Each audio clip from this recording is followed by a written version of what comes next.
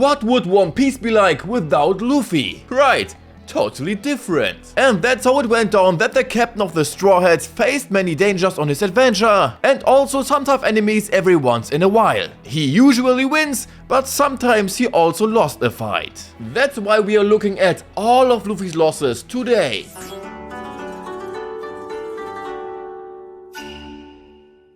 The very first loss, if you can say it like that, came from the one and only King of the Mountains, Higuma, before Luffy was even a pirate, or could even fight back at all. Sure, he had eaten the fruit, but he couldn't really use it, so little Luffy was no match for the legendary mountain bandit. You wouldn't expect anything less from someone with an impressive bounty of 8 million bellies. Luffy didn't just let the disrespect towards Shanks slide, and as a result, he wasn't only almost sold, but also almost executed. Good thing Shanks showed up to sort things out and save Luffy in exchange of just one arm.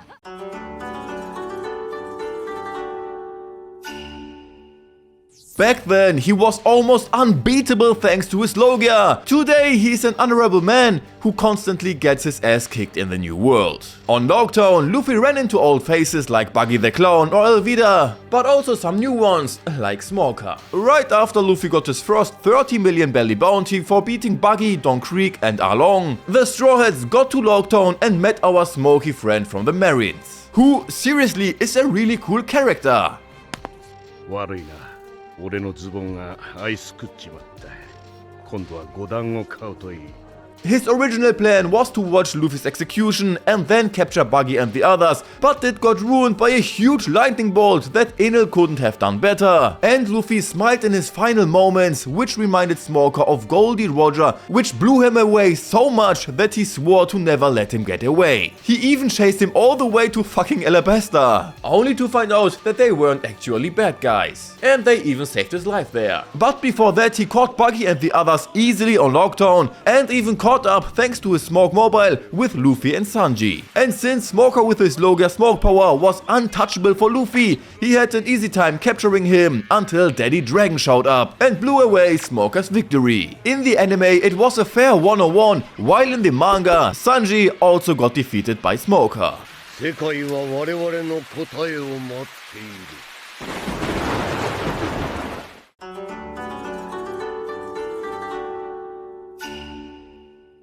The next loss Luffy owes to none other than one of the former 7 warlords, Sir Crocodile. To be precise, his next 2 losses. Just as the Straw Hats were heading to the capital with Vivi on a giant crab, Crocodile hooked Vivi first, which Luffy couldn't stand for, and switched places with her. Crocodile gave him 3 minutes to play, in which Luffy had one of his worst fights in his life. Not only was Crocodile a Logia type user again, which is why Luffy couldn't do anything about it and was just a toy for Crocoboy, but Crocodile probably also had an awakened devil fruit.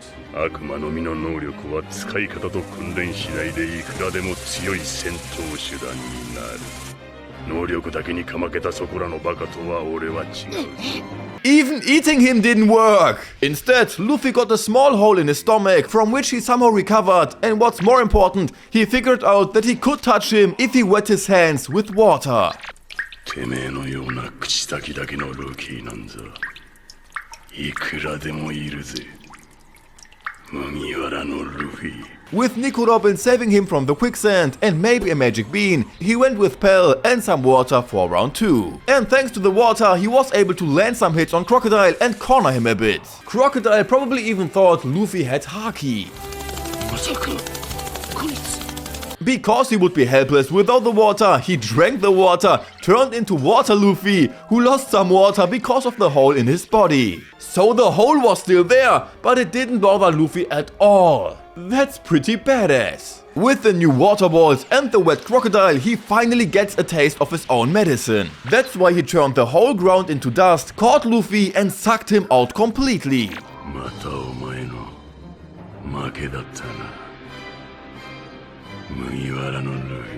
Good thing Luffy shot up 3 water balls, which brought him back to life, allowing him to tear Crocodile apart in round 3 with blood as a substitute for water.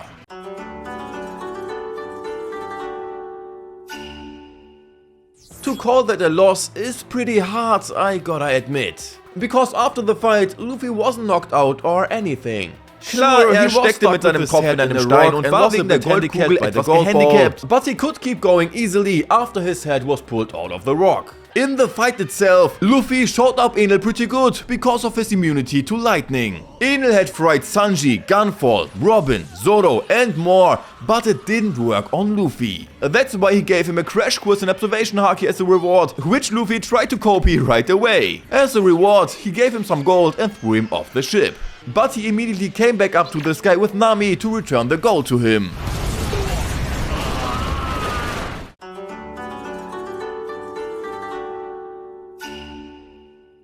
Luffy's curse with the Logia types continues. And this time he didn't just make him sweat, but actually froze him. Ice Age.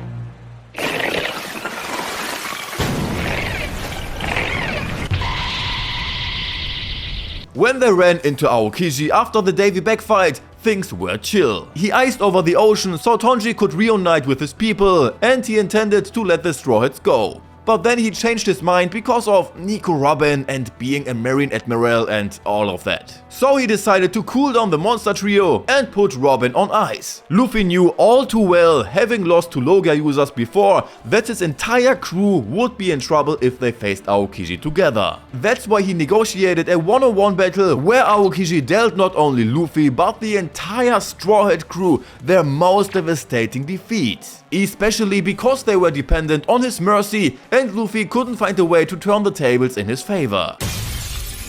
このままここでお前を砕いちまって命を絶つのは造作もねえが。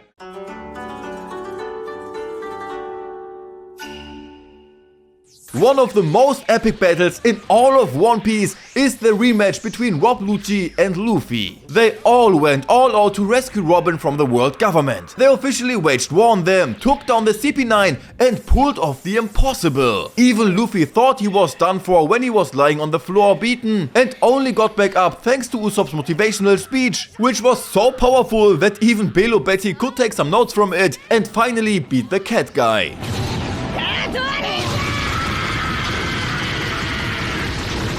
However, their first encounter was far from good. This time it wasn't a Logia power that screwed them over, but they were caught off guard by the weird new skills of the CP9, and when Rob Lucci turned into a giant kitty and hurt Polly's feelings, Luffy tried to show him his place, but instead got a familiar hole punched in his gut and was tossed aside like garbage. Far aside. Zoro also got kicked harder than Tsubasa ever could, and they were both in deep trouble. Oh no, I'm stuck, Step Pirate!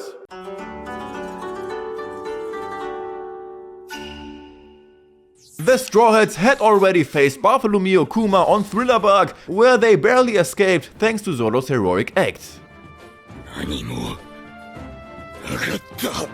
And this time he was the one who saved the Straw Hats from their doom. What they of course didn't really know yet. Sure, Rayleigh was there to help, but he had his hands full dealing with Kizaru. And since Zoro was still not good in shape and they had just taken down the Pacifista a minute ago, another Pacifista along with Sentomaru was too much for them. Especially when Sentomaru started flexing with his haki and reminding everyone how important it is. This loss for not only Luffy but the whole Straw Hat crew, where they were terrified and helpless and couldn't even run away, where Luffy had to watch as one Nakama after another got almost killed by the Pacifista and then blasted away by Bartholomew Kuma, also opened their eyes again, even though Brook doesn't have any, and made them realize that they still have a lot of training to do. They needed to ensure their own safety and the safety of their crewmates. 사라바다.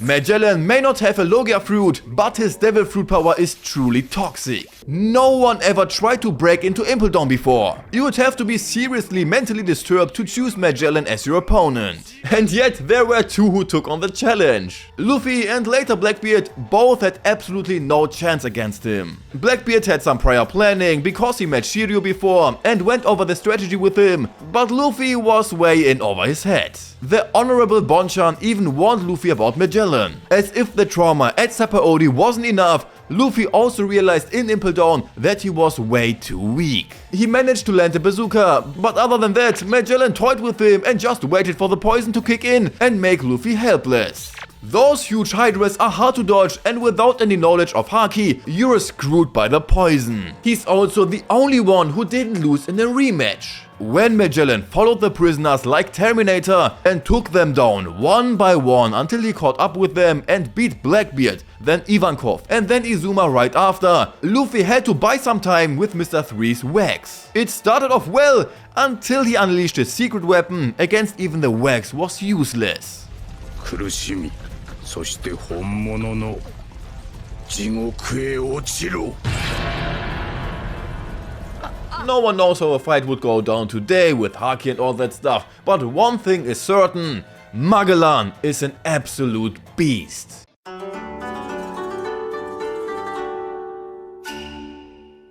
After the skip, things went pretty well for Luffy and the others. They made quite an impression on Sapody, they fried the fishman, and Caesar shouldn't have been a problem either. The poison didn't phase Luffy, he just dodged the huge explosions, and Caesar being a Logia type didn't matter anymore, because Luffy could now smack him around with Haki. But Luffy didn't see Caesar's trick coming when he cut off the oxygen and knocked Luffy out. Of course he could use that chance to finish Luffy off. It was Luffy's most unnecessary loss against a much weaker opponent. But it didn't work a second time. Luffy learns from his mistakes and was about to...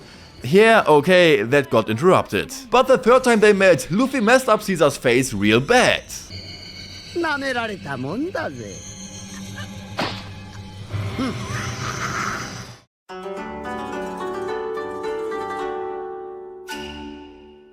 Less than a month in the new world and they are already facing Alabasta 2.0 in Dressrosa, where Luffy gets to take down one of the 7 warlords again. Doflamingo, who always acted like he had it in the bag, and that kinda rightfully so, because he's a goddamn beast. Okay, not as much these days, but still damn strong. Even though I have no idea what he was expecting going alone to Pankazal for fighting Luffy, Zoro, Sanji, Law, Smoker and all the others. While his commanders got taken out by the Straw Hats pretty easily one by one, Doflamingo put up a good fight against Luffy. Well, until Gear 4 that is. He had no chance against that. His only edge was that he could take enough punches to outlast Luffy's Gear 4, so he had to recharge. Without the help of the people on Dressrosa, there probably wouldn't have been a second round.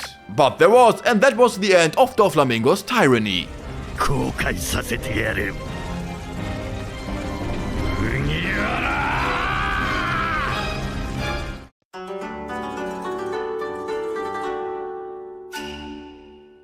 Luffy doesn't get a break in the new world. He's already boxing with Emperor's commanders, only to get beaten by Big Mom's first commander. In the mirror world, Luffy was totally outmatched in every way. Whether it was armament haki, observation haki, fist size, stamina, surroundings, Luffy's enemies seemed unbeatable, which Luffy thought too. Katakuri wiped the floor with him without getting hit once. Luffy couldn't even use Gear 4 and ended up buried under a ton of mochi. But too bad for Katakuri that mochi is delicious and Luffy can eat a lot. And when he landed one hit, Luffy knew that Katakuri wasn't invincible and that he could win. But then his time with Gear 4 ran out again and had to run away with Brûlé and think for a bit. But then he came back and boosted his observation haki so much that he could see into the future too. Luffy unleashed his Snake Man, making them evenly matched. But Luffy was the last one standing and won the rematch once again. やがて楽になる。さらばだ、麦わら。